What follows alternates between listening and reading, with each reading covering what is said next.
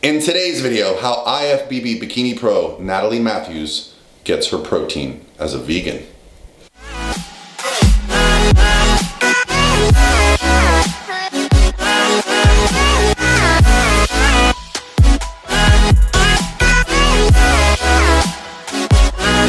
By myself. Hey guys, what's going on? This is Paul Ravella from ProPhysique.com, and I have a special visitor in town.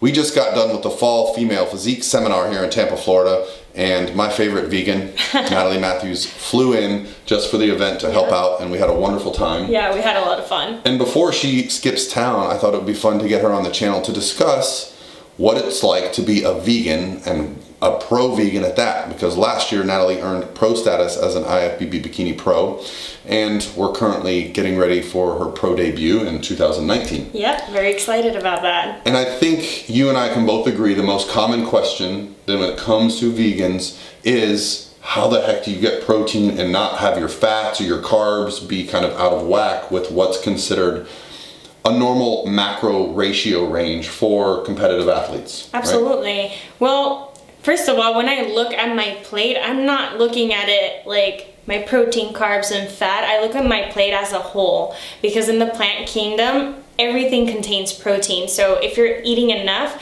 it's just gonna stack up throughout the day. And then obviously I pick like high protein options that are low in carbs, because I rather have my carbs and utilize them in other fun things like rice and potatoes and things like that. So some of my favorite top vegan proteins are tofu.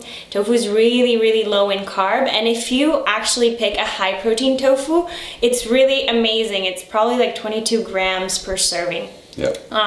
There's also seitan, which is made from vital wheat gluten, and is the protein found in the wheat berry. That one's a really, really good one. I literally put that on everything. I can make anything with that. So if you guys are not aware, her Instagram handle is @FitVeganChef. I'll put it on the screen here. Go follow her. And if you're interested in some of these recipes, I'm going to link her channel below. Go there. They're mouthwatering, like they're delicious. The visuals on the food, between the color, the texture, she makes the vegan food look amazing. So definitely go check out her channel. Absolutely, yeah. With vital wheat gluten, I make like protein pancakes and waffles and all kinds of baked goods that I make fit into my macros that are very, very macro friendly. So, and then if you're somebody that doesn't want to consume soy or wheat, lupini beans are like my number one for that, because they're very high in protein, low in carbohydrates, and low in fat. So there's a lot of options. Lupini These are just, beans. I never heard of that. Yeah, they come in a jar or they're pickled sometimes. They're really, really good. I know there's a brand that sells them already roasted and seasoned. So there's a lot of options, guys. You just have to kind of like educate yourself on the different options and have fun with it. Get in the kitchen, experiment, because it's all a learning experience. But there's definitely vegan protein sources that are low in carb and low in fat. So let's talk a little bit about sugar intake, because that's something you just brought up, and I think it's important that we discuss the overall lifestyle of being vegan. I think there's this picture of it's kind of hippie, it's kind of you can't have this, you can't have that.